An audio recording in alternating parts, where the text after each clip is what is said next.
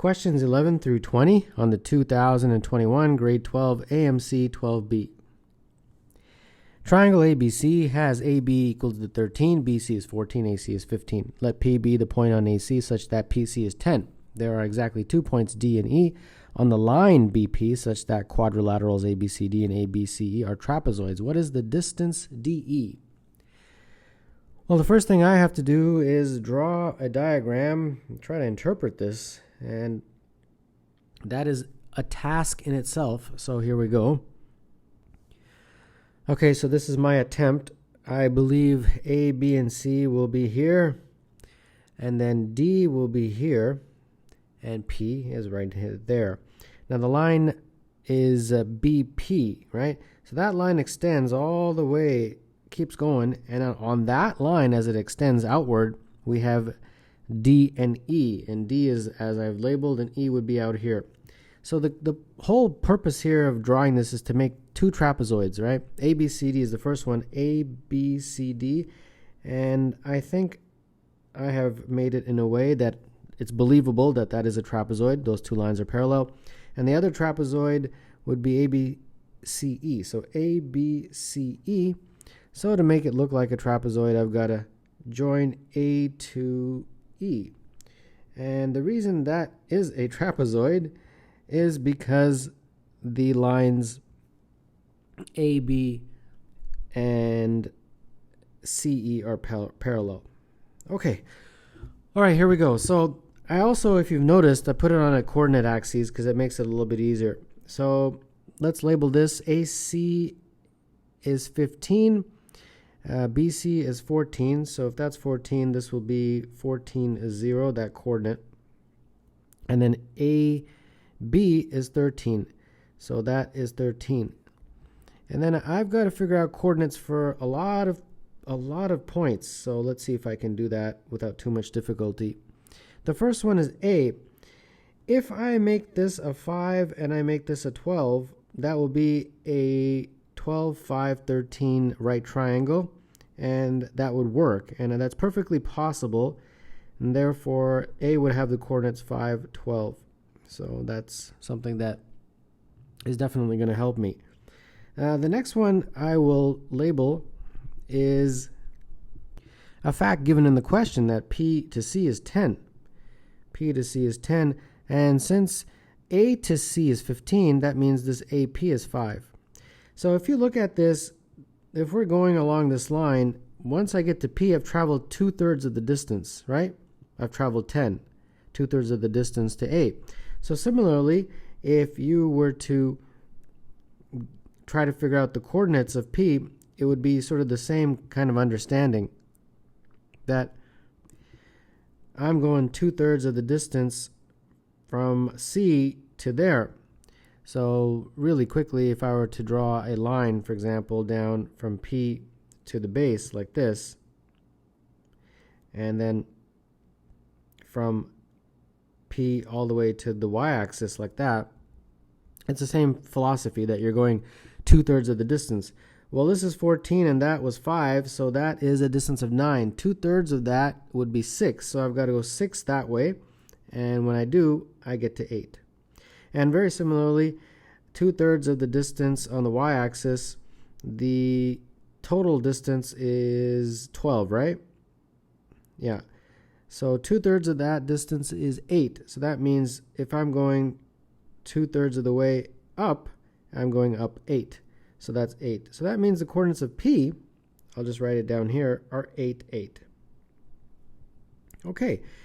So this line that goes through P all the way out, it looks like it has 2 points, O, which is the origin, 0, 0, and 8, 8. So therefore that line OP, or BP actually, is the line y equals x. So it's a BP.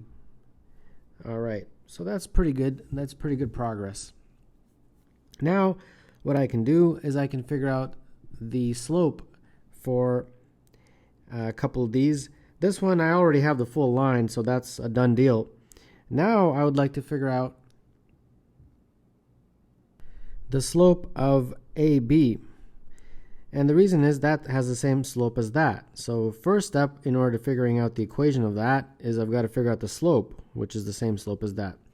So slope of AB, well, that's just rise over run, so that's pretty easy. That's just 12 over 5. So that means that the equation CE, the equation of that line, will have the same slope. So it will be y equals mx, well, m is 12 over 5, plus some b. And I can substitute in this point to figure out b. When y is 0, it looks like x is 14. So that means that b is equal to 168 negative over 5. So that equation is 12 over 5x minus 168 over 5. All right. Now I can figure out the coordinates of E. How? Well, that's the intersection of that line and this line. So it's the intersection of line CE.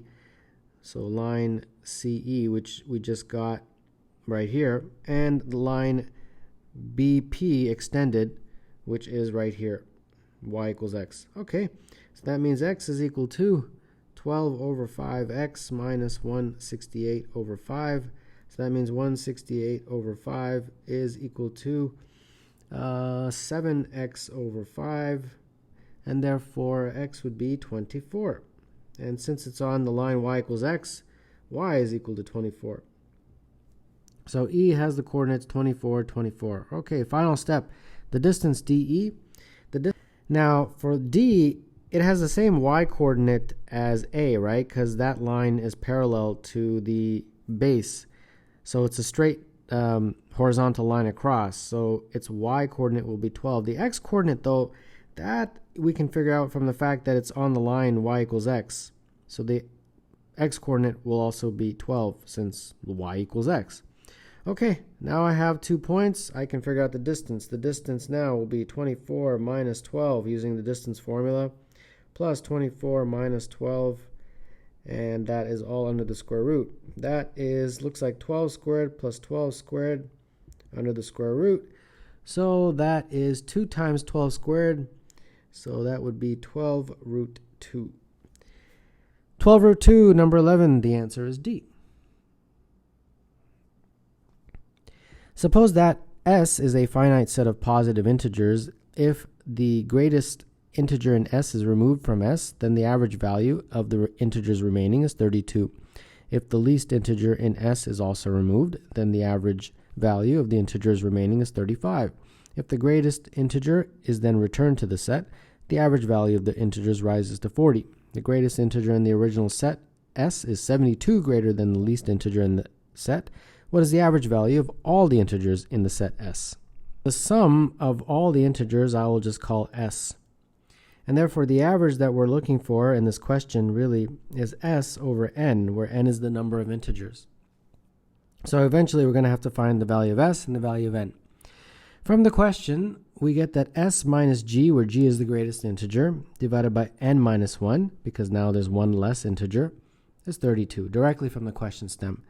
And then also from the question, S minus G minus L over n minus 2 this time is 35. And then when you add the greatest number, it's just S minus L, n minus 1, and that's 40. And then another piece of information they gave me is that G is equal to L plus 72. Or we can rearrange that L is equal to G minus 72. So these are the equations, and that will allow us to solve for S and N. Okay, from the first one, I get S minus G is equal to 32 and minus 1. And that's this one. From the second one, I get S minus G,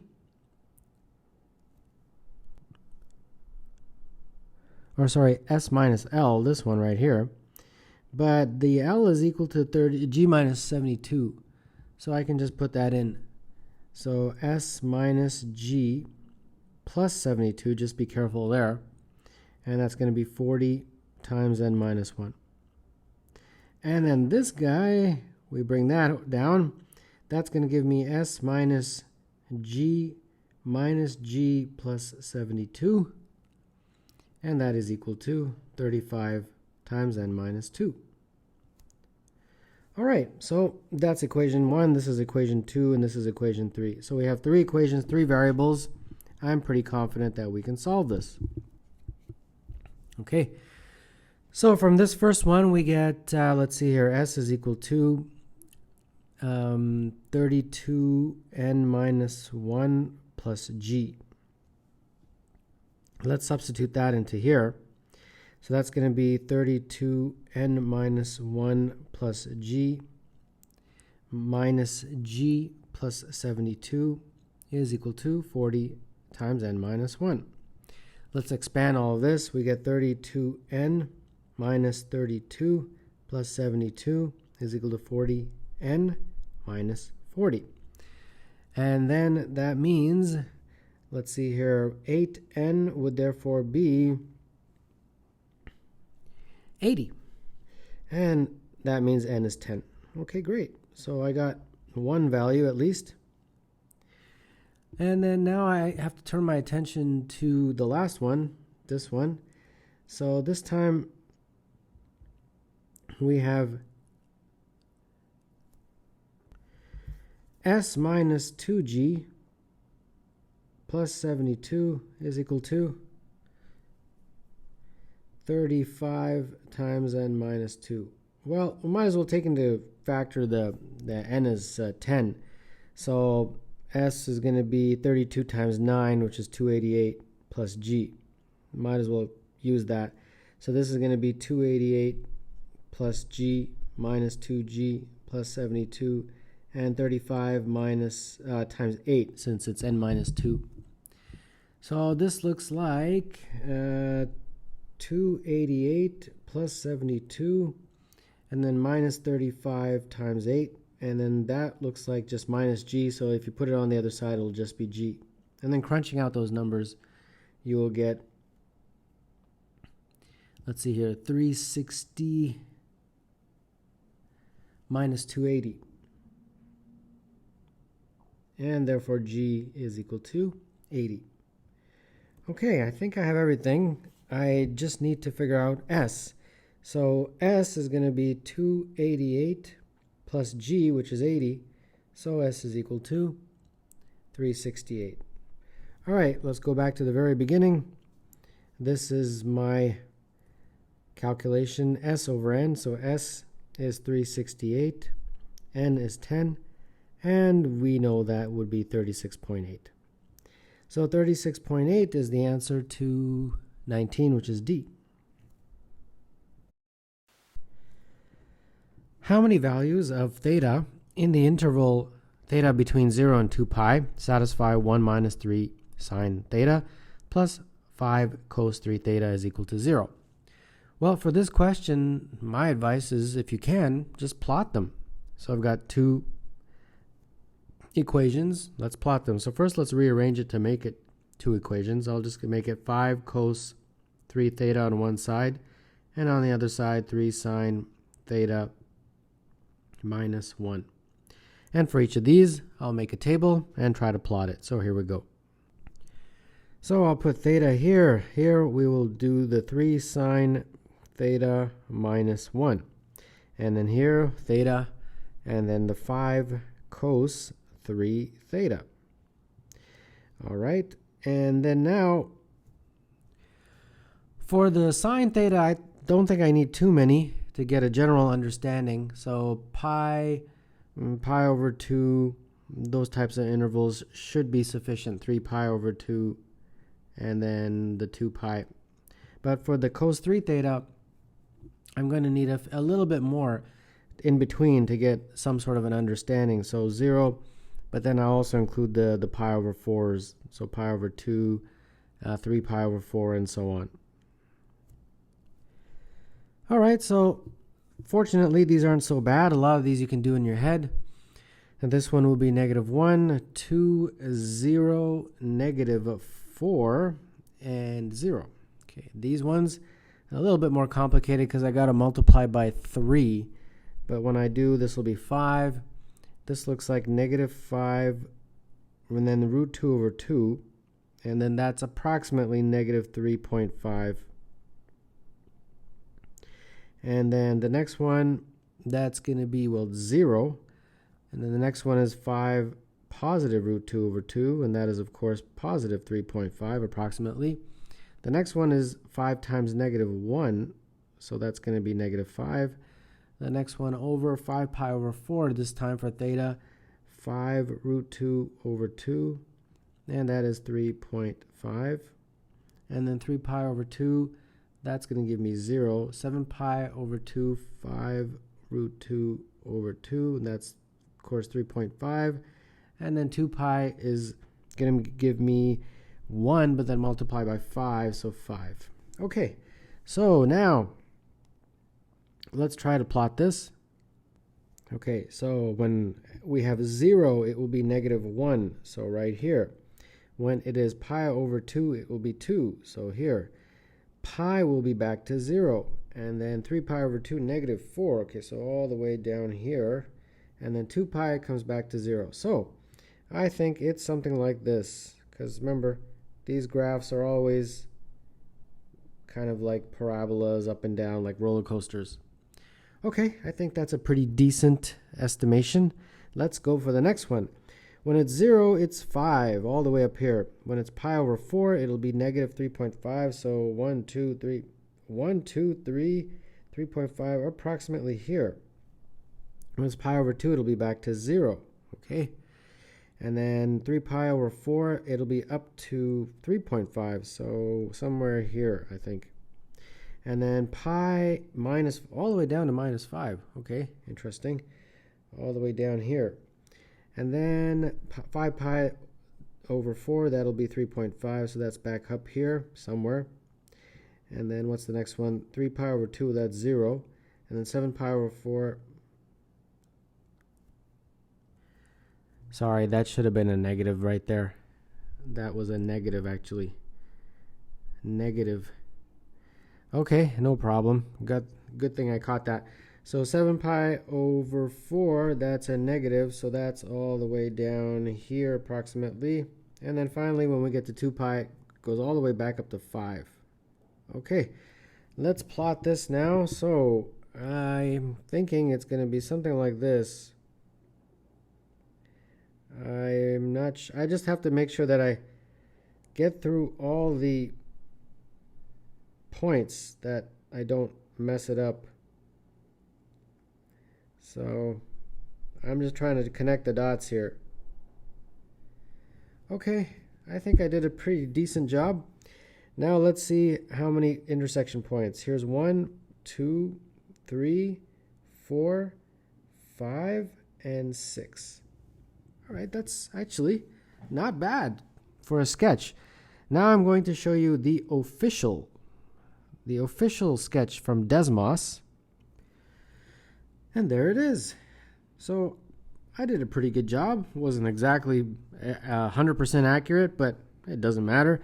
As long as I get the number of coordinate points in terms of the intersection is what I meant to say.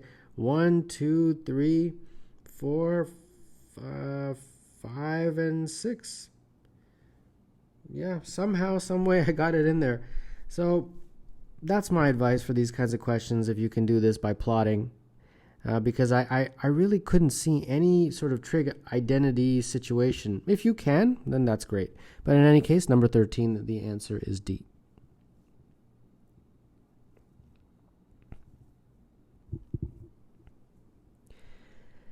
Let ABCD be a rectangle and let DM be a segment perpendicular to the plane of ABCD. Suppose that DM has integer length and the lengths MA, MC, and MB are consecutive odd positive integers. In this order, what is the volume of the pyramid MABCD?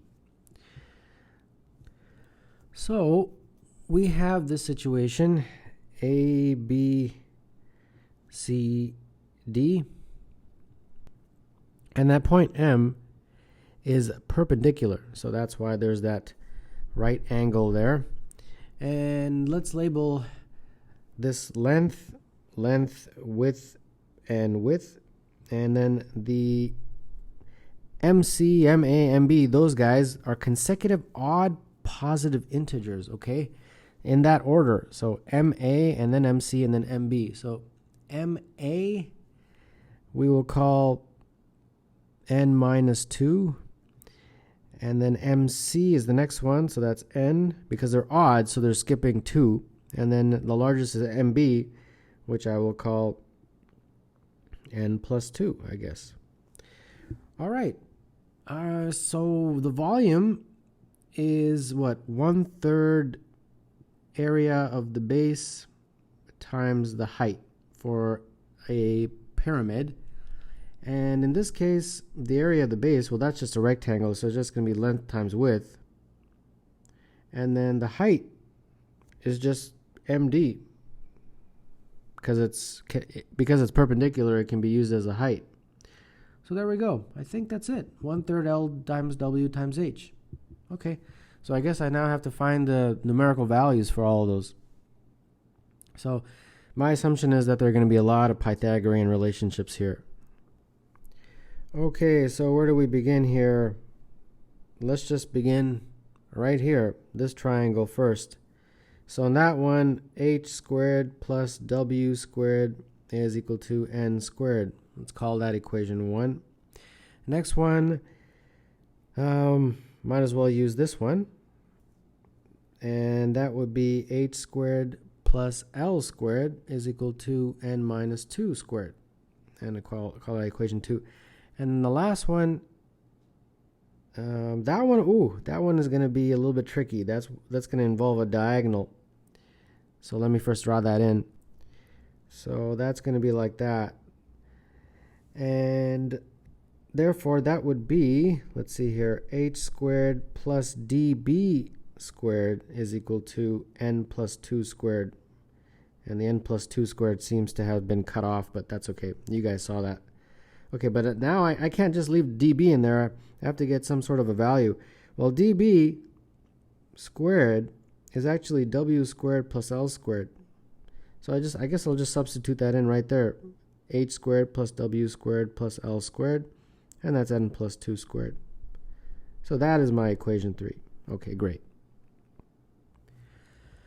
So it looks to me like I've got a system of equations. The only problem is I've got 3 equations, but I have 4 variables, 1, 2, 3, and 4. So that means somewhere along the line I'm going to have to use some inspection.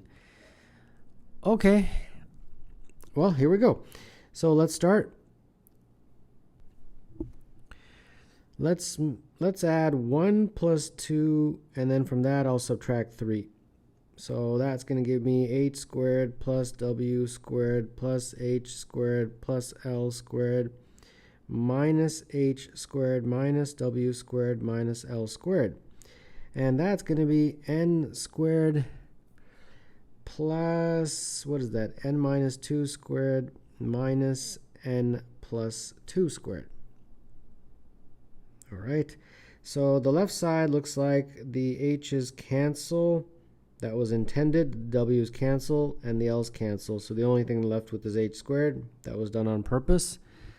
And let's see here. This one, n squared plus n squared minus 4n plus 4 minus n squared minus 4n minus 4. So a whole bunch of stuff cancels here. I think the only thing I'm left with is that h squared is n squared minus 8n. Yeah. Okay, that takes care of the first one. Now, where do we move next? I think we can substitute this back into 1. So sub into 1. So this finding, I can just put that back into this. So that'll allow me to get something for w. So h squared plus w squared is equal to n squared. So h squared is n squared minus 8n plus w squared is equal to n squared. So that means w squared is equal to 8n. Okay, that worked really nicely. So let's do the same thing, but this time with 2. Substitute my finding for h into 2. That would give me n squared plus l squared is equal to n minus 2 squared. So that would mean n squared plus l squared is equal to n squared minus 4n plus 4. So that means L squared is equal to, sorry, there should have been a minus 8n there. Forgot that. Okay, no problem. So the n squareds cancel, so that just brings me at 4n plus 4. Okay, great. Okay, now I want to revisit this guy here. So if I revisit that, what do I want to revisit for? I want to get this in a different format. I want to complete the square. And when I complete the square, that's where my inspection process will come into play. So you guys know how to complete the square, right? You take half of this coefficient and square it. So half of that is negative 4. If you square it, you get plus 16. And then immediately you have to subtract it. And that allows you to factor out those three terms. And that would give me n minus 4 squared. And then we got this minus 16. So that means that if I put the 16 at one side, that n minus 4 squared minus h squared is equal to 16. So that means we have two perfect squares, and the difference is 16. The only such situation, the only two perfect squares that have a difference of 16 are 25 and 9, right? So that means that this 25 is equal to that n minus 4 squared, and that 9 is equal to h squared. So that means h is 3, and therefore n minus 4 squared is 25, n minus 4 would be 5, so n would be 9. Okay, great. I think I'm ready to get my L and W. Let's see here. L, well, h we got is 3, so that's great. L and W, well, W is here and L is here. So that means if n is 9, W would be 72. And if n is 9, L squared would be 4 times 9, 36 plus 4, 40. Right. Now those are squareds though. So I got to be careful. So now I guess I'm ready for the volume. The volume is right here. 1/3 L. L is going to be root 40. So just be careful not to put 40. And then W is root 72. And then H is 3. All right, great. So when you do this math here, we get the 1/3 and the third cancel, so that's really nice. So all I'm left with is this guy, and that, when you crunch out the numbers, becomes 24 root 5. And that's it. So number 14, the answer is A. The figure is constructed from 11 line segments, each of which has length 2. The area of pentagon ABCDE can be written as square root of m plus the square root of n, where m and n are positive integers. What is m plus n? Let's work with this now. Draw a line directly from A all the way to C, like this. And another line from A. Join A to C, and then A to D. And when you do that, you get a very interesting, helpful way of figuring out the area of that pentagon. So the first thing we have to do is take a look at the angles, right? And from this one, if this is 2, and this is 2, and this is 2, according to the question, that means that's equilateral. So all the angles must be 60. So that means this angle is 60. And if similarly that's an equilateral triangle, this angle is 60. And then we have drawn this in a way to make this pretty much the same two triangles, that one and this one, and this is a right angle.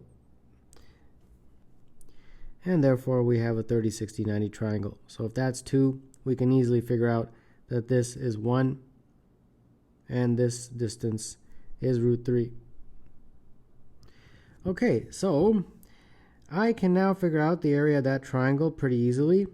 And therefore, since that triangle and this triangle and that triangle are all the same, it would be 4 times the area of that. So 4 times 1/2 base times height. The base is root 3. The height is 1. So that looks like 2 root 3. So 2 root 3 is part of the full area. Now I just need to figure out this area right here of that middle triangle. Okay, that should be pretty straightforward. I'm going to need a height, so I'll drop a height from top to bottom, right like that. And of course, that is a right angle.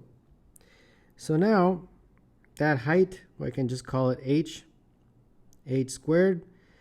And since that's 2, this is going to be 1 plus 1 squared is equal to the hypotenuse squared, which is right there. And that's 2 times root 3, since that's root 3. This is also root 3. So 2 times root 3. So 2 root 3 all squared. So that means h squared is equal to 4 times 3, 12 minus 1. So h is root 11. So that middle triangle, therefore, will be 1/2 base times height. The base is 2. The height is root 11. So that's just root 11. Okay, so I have to add this to that. So 2 root 3 plus root 11 is the total area. But it's got to be in that format, so I think I've got to change this to include the 2 inside the radical, and when I do, that's got to be root 12. Okay, so this is my root m plus root n. And therefore m plus n looks like to me 12 plus 11, which is 23. So number 20, the answer is D. Let g at x be a polynomial with leading coefficient 1, whose 3 roots are the reciprocals of the 3 roots f at x is equal to x cubed plus ax squared plus bx plus c, where 1 is less than a, less than b, less than c. What is g at 1 in terms of a, b, and c? Well, we have a cubic polynomial, and that cubic polynomial, generally speaking, is of the form ax to the power 3 plus bx plus c bx squared plus cx plus d. Now, by Vieta's formulas, we have some very interesting rules. The sum of the roots, and that is, according to that, minus b over a. But in our equation, that would be minus a over 1, which is just minus a. And then the product of the roots, that, according to Vieta's product of roots, is minus d over a in general. But in our equation up here, that would be minus c over 1. So that's just minus c. And then the lesser known Vieta's formula is c over a. And c over a, for that equation, is the sum of double roots. So r1, r2 plus r1, r3 plus r2, r3, like that. That is the c over a. But in ours, that looks like it will be b over 1, so that's just b. Okay. So this one is my first equation. The second one, I guess, is minus a is equal to r1 plus r2 plus r3. And then minus c is just the product, r1 times r2 times r3. All right. So that's the initial setup of the question. Now let's concentrate on this g at 1 that they're talking about. G at x, I have no idea what it is. All I know is that it's a polynomial with leading coefficient 1. And has 3 roots, so it's going to be x to the power 3. This is the leading coefficient 1, and then let's just say it's mx squared plus nx plus p, I guess, whatever. So g at 1, when x is 1, it will be 1 plus m plus n plus p. Okay. Now, just like we did for f at x using Vieta's, we've got to do the same story for g at x. So for g at x, the sum of the roots this time is going to be, again, according to Vieta's, minus b over a. But in our case, If we look at that, it looks like that's minus m. Okay? And the roots, remember, that's where this whole sentence comes in. The three roots are reciprocals of the three roots of f at x.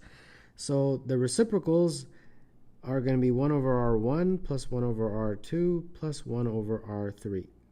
There we go. And that's minus m.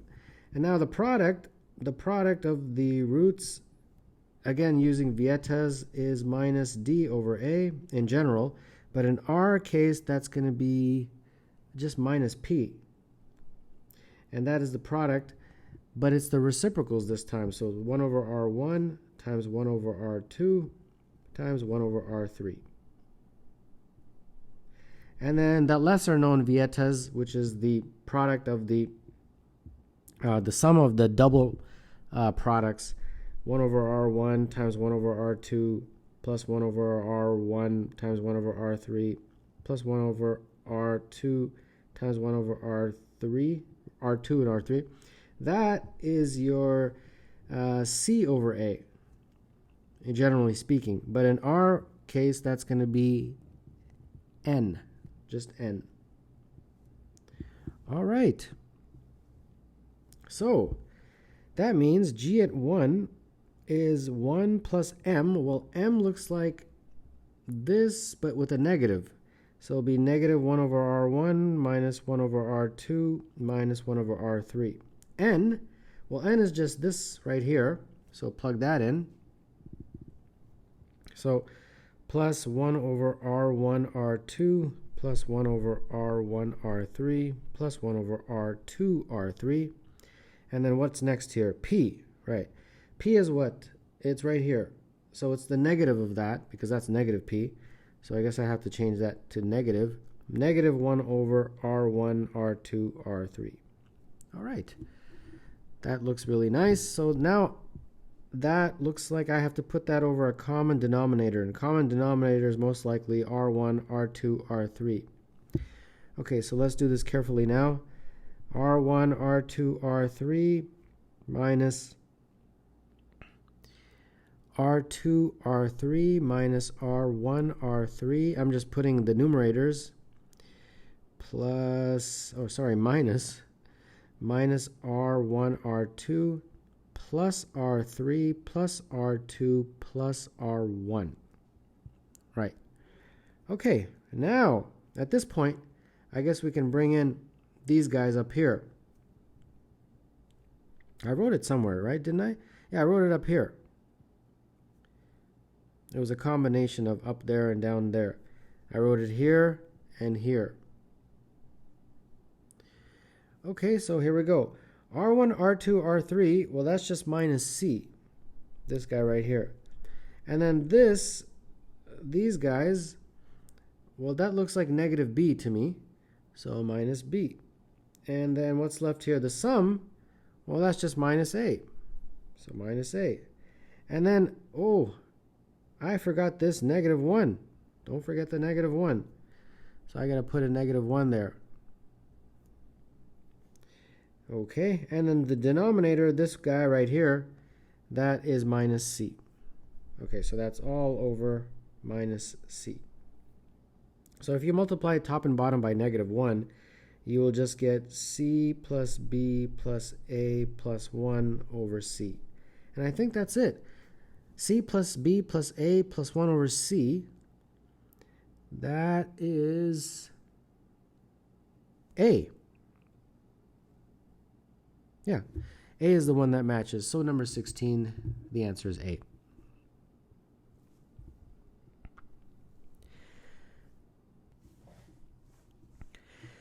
Let ABCD be an isosceles trapezoid having parallel bases AB and CD, with AB greater than CD.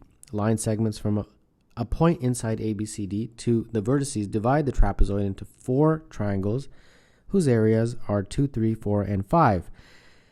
Starting with the triangle with base CD and moving clockwise as shown in the diagram. What is the ratio AB to CD? Well, the first thing I'd like to do in this particular question is draw a line that goes right through that dot, and it's perpendicular, basically. And they want me to figure out the ratio of AB to CD. Okay? So I guess I can call AB x, and I'll call CD y. So really what they want is x over y. So that ratio, and I'll just call that R, x over y. Okay, where do we begin here? All right, well, immediately I think I can figure out that we've got some areas that we can work with, obviously, since they've given us 4 of them. And I guess I'll just concentrate on the ones that are inside the triangles with the red lines. So the first one is 2, and that can be used to write this equation as 1/2 base times height. The base is y, and the height is, well, that center, did they give a letter? They don't give a letter, right? Let's just call it P, I guess. So that height would be PC. Okay, so from that, I guess, it's not P to C, sorry. We have to label that particular point where the height touches the base. So it'll be P to M, I guess. Just got to be careful there.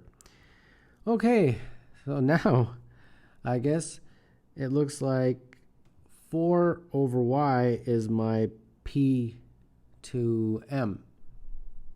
Okay, great. And by the same principle, we'll do the same thing on that triangle, where 1/2 base times height, so that's going to be, the base is x, the height is Pn this time, and that's going to be 4. So Pn looks like 8 over x. All right. So now what we do is we figure out the area of that whole trapezoid. And if you remember, if you got a trapezoid, and this is A, and this is B, and the height is h, the area is A plus B over 2 times the height. So that same area, it looks like it would be DC, which is y, plus AB, which is x, over 2 times the height. And that height looks like MN. And the area would be the sum of the areas. So it'd be 2 plus 3 plus 4 plus 5. And then I've got this x plus y over 2. And then MN, well, MN is just going to be PM plus PN, right? So that's just going to be 4 over y plus PN, which is 8 over x. Okay, great. So I got a little very nice equation here. This side, 14, and then multiply,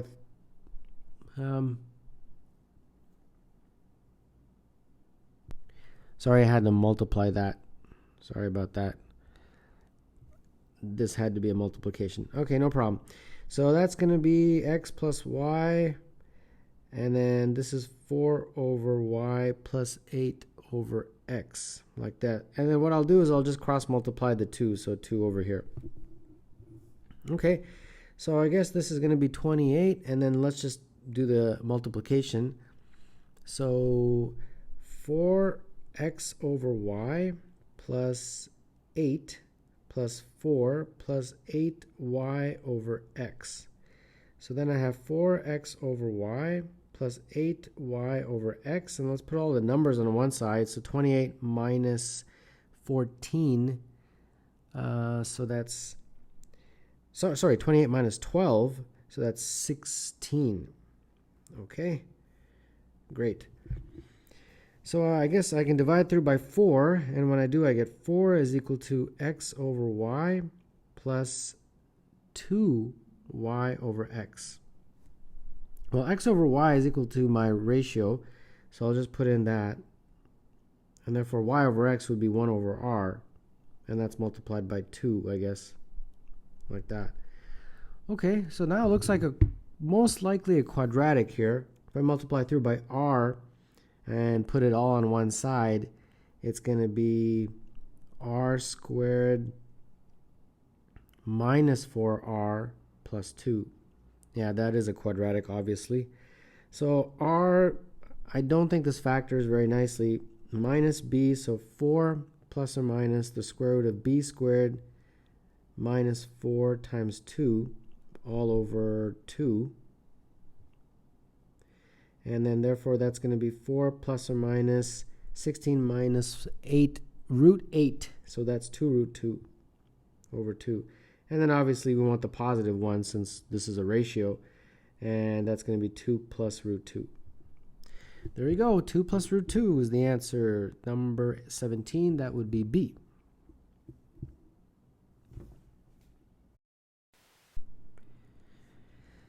Let z be a complex number satisfying this equation. What is the value of z plus 6 over z? In this question, something that will help tremendously is this identity, that z times the conjugate of z is equal to the magnitude of z squared. Now, I'd like to show that this is indeed valid. Let z be some complex number a plus bi. The conjugate, z conjugate, is a minus bi.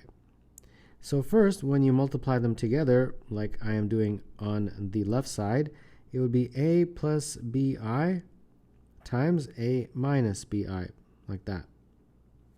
And obviously, we got a squared.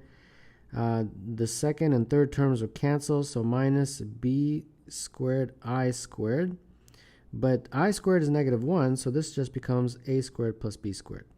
Okay, now let's turn our attention to the right side. What is the magnitude of z? Well, it's a squared plus b squared under the square root, by definition. So if I were to take the magnitude and square it, the radical sign would disappear. So then, therefore, that's just a squared plus b squared. So as you can see, left side equals right side. This is indeed true. And that is what we have to use in this question. So here we go. So we have in this question this big long equation, scary looking.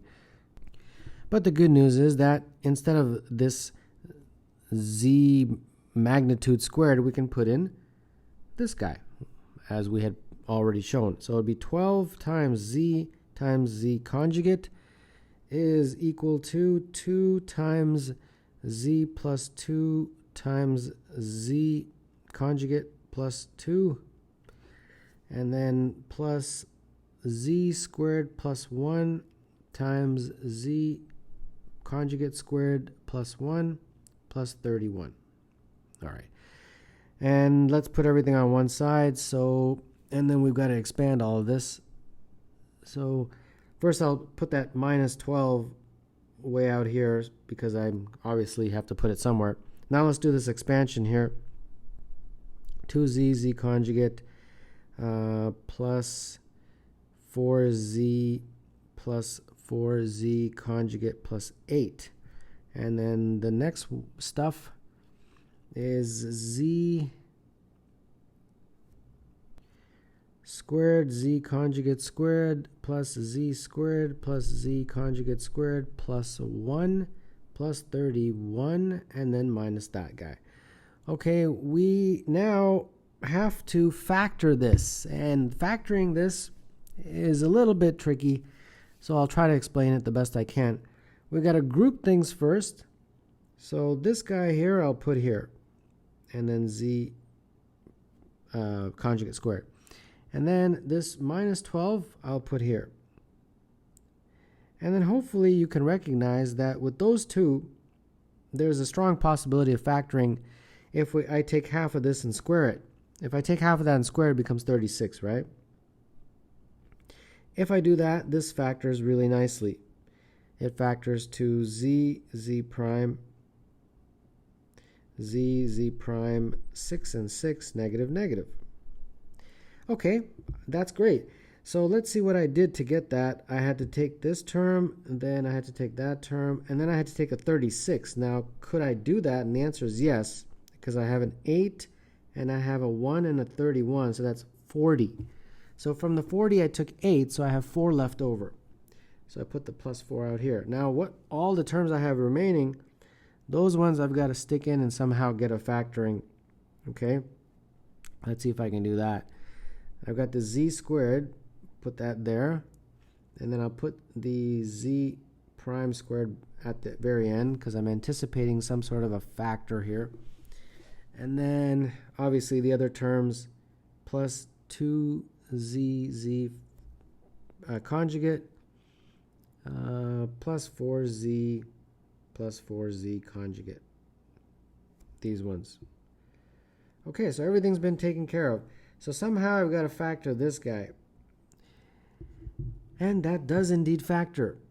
It's not as obvious, but it factors into z plus z conjugate plus 2 times z plus z conjugate plus 2.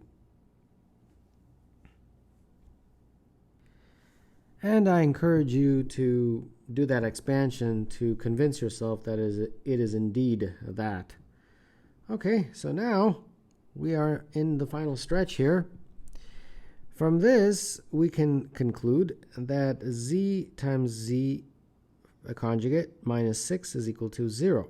Because the only way this can be 0 is if this is 0 and this is 0. Since those are both perfect squares, right? They're really just z prime minus 6 all squared plus z prime plus 2 all squared like that. So from the first one, this is 0. So that means z times z conjugate is equal to 6. And therefore, z conjugate is equal to 6 over z. And then let's remind ourselves what it is that we want. We want the actual numerical value of that, z plus z over 6 over z. So we want this z plus 6 over z. Well, it looks to me that 6 over z is z conjugate. So really, I'm just trying to figure out this. Well, from this, I can conclude that z plus z conjugate plus 2 is 0, and therefore z plus z conjugate is equal to negative 2. So this is equal to negative 2. And that is the answer to number 18. Minus 2, and therefore that would be 8.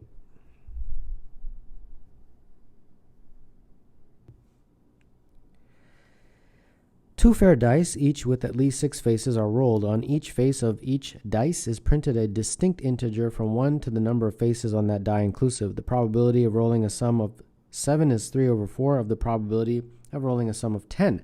And the probability of rolling a sum of 12 is 1/12. What is the least possible number of faces on the two dice combined? All right, so there's at least 6 faces, right? According to the question. So that means that die 1, I will just call having n faces. And then die 2, I will call having m faces. And then in the end, we have to figure out n plus m, the least possible value. All right, so for the first one, the sum is 7. So how do you get a sum of 7 with 2 dice? Either 1 plus 6, 2 plus 5, 3 plus 4, 4 plus 3, 5 plus 2, and 6 plus 1. So as you can clearly see, there are 6 ways of getting that. Okay, and there's at least 6 faces, so you know that all those 6 are guaranteed to happen. So that probability, since there's 6 ways, is 6 over the total number of combinations, which would be n times m. N times m. And they're saying that is equal to 3/4 times the probability of rolling a 10. The probability of rolling a 10 would be, I guess, the count. Here the count was 6. The count, I don't know what it is, so I'll just call it x. But then it's over the same, n times m. So the n times m interestingly cancel out. So then you're just left with 6 times 4 over 3 is equal to x. So that's what, 8. So x is 8. So here was 7. So I guess to get 10, there's only 8 ways of doing it. That's what that 8 means. So since there's only 8 ways of doing it, I guess that means, let's see, what are the possible ways? 2 and 8, 3 and 7, 4 and 6, 5 and 5, 6 and 4, 7 and 3, 8 and 2, 1, 2, 3, 4, 5, 6, 7. And I've got to get one more because the count has to be 8. I've only got 7 here. So either a 1 and a 9 or a 9 and a 1. But I'm not sure because I don't know what are the values of n and m. Okay, we'll just put those in brackets for now. All right, now we get to the part of the question that's going to help us, that the probability of rolling a 12 is 1 over 12. Okay, great. So the probability of rolling a 12 is equal to 1 over 12. So P is 1 over 12. Okay. Well, what do I know? I know that this count is 8. So that most likely is telling me that the M dice goes up to 8. Now that I think about it, that's the only way. So we don't need to really worry about this guy up here. It's going to go up to 8, and that would be sufficient to give it a count of 8. Okay, so that makes me think that n is 9, but we've got to just double check here. So the probability of getting a 12 sum is 1 over 12. Okay, so that means that whatever the count is, let's say there's k ways of getting a 12, then we got k over n times m. That's got to be equal to 1 over 12. Well, m we just concluded was 8, so that means k over n times 8 is equal to 1 over 12. So that means k over n is equal to 8 over 12, which is 2 over 3.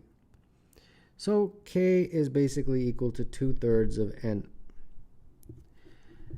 So let's, I guess, plug and play here.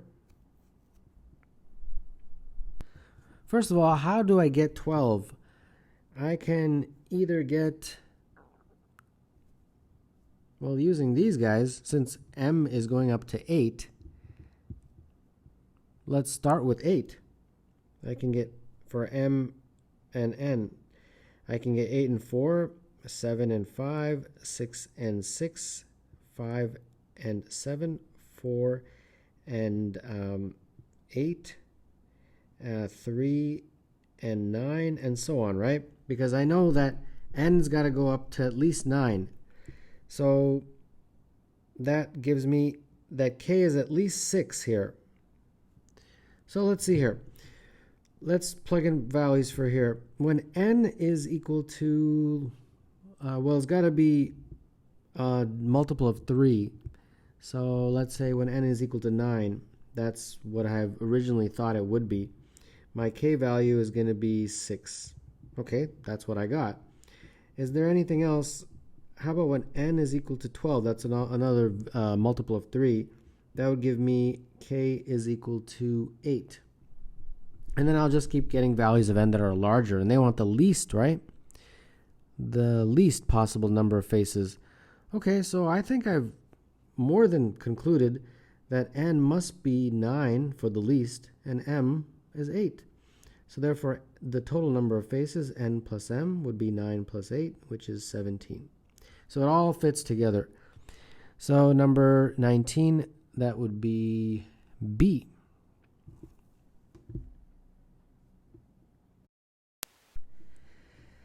Let q at z and r at z be the unique polynomials such that z to the power of 2, 0, 2, 1 plus 1 is equal to z squared plus z plus 1 times q at z plus r at z, and the degree of r is less than 2.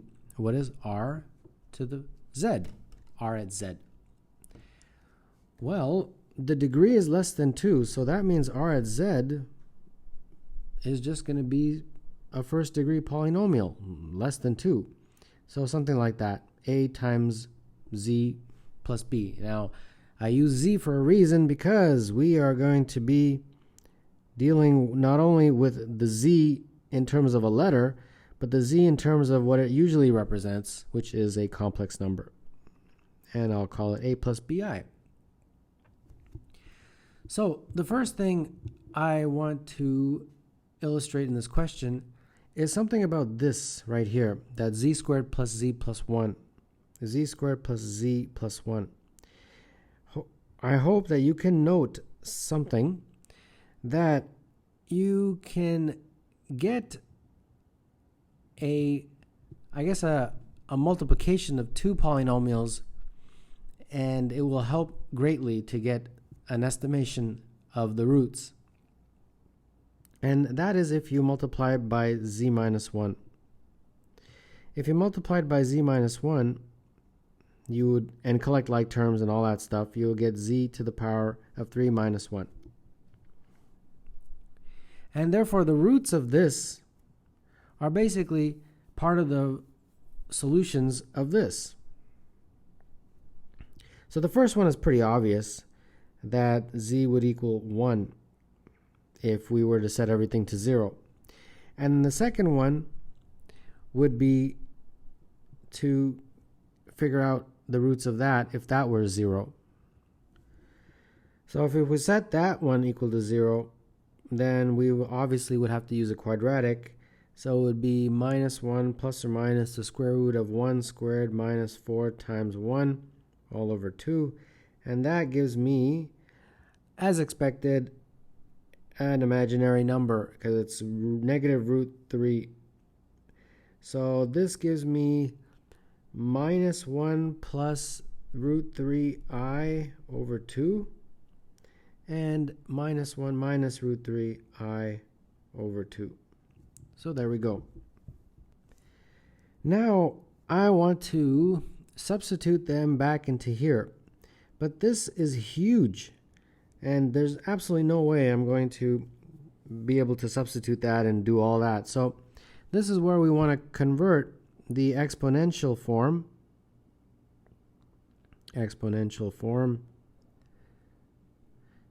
to rectangular form and vice versa.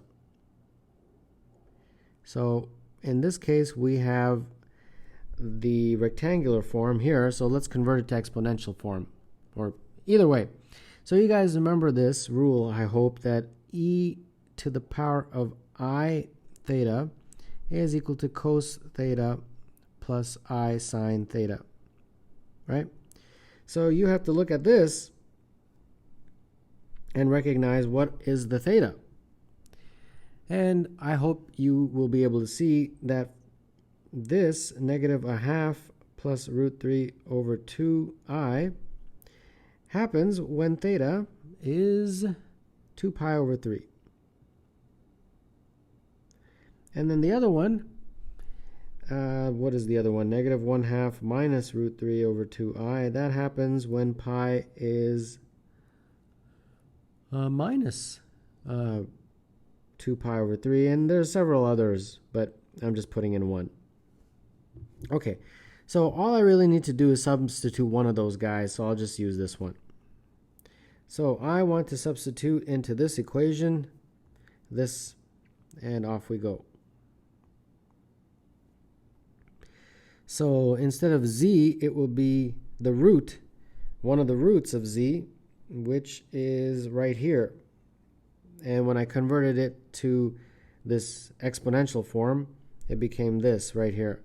So e I 2 pi over 3, that all to the 2021. So as you can see, when you convert it to exponential form, it makes it so much easier. All right, then we have to now put in that here, but when you put that in, that vanishes, right? Because that was one of the roots. If you remember, this is a root of this. So that vanishes, and all you are left with is just RZ. And RZ is something we have written right here. So it becomes just AZ plus B, like that. But I can substitute for Z, since Z is this E I 2 pi over 3 plus B. Okay, so now when I do that exponent, it becomes I, let's see, 4042 pi over 3 plus 1. And that is equal to A E I 2 pi over 3 plus B. All right. Well, this whole thing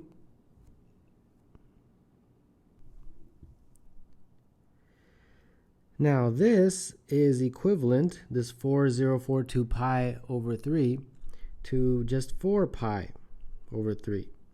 And you add that, and this becomes the same. Now that greatly reduces the amount of time and effort that we need to put in to figure this out. And now we can convert this back to the rectangular form. So e to the I 4 over 3 pi is the same as the cos of 4/3 pi plus I sine of 4 pi over 3. And that is -1/2 plus I times -√3 over 2. So substituting in, we get -1/2 and plus, or rather minus, √3 over 2i, and then plus that 1 right there. And then here we have a, well, this guy right here is right here, so just substitute that in. So we have -1/2 plus √3 over 2i plus b. So this looks like -1/2 plus 1, so that's just 1/2, minus √3 over 2i is equal to, multiplying this out, -1/2 times a plus b, putting the real part together, and then the imaginary part looks like √3 over 2a and then I.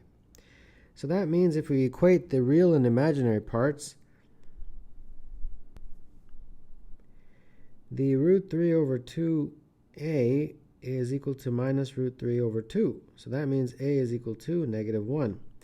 And then this minus 1/2 a plus b, that's got to be equal to the real part. So that means that if a is -1, then that means b is 0. So there we go. A is -1, b is 0. So that means this r at z is just -z. And that's it. So that would mean, what is r at z? It is -z, and that's A for number 20.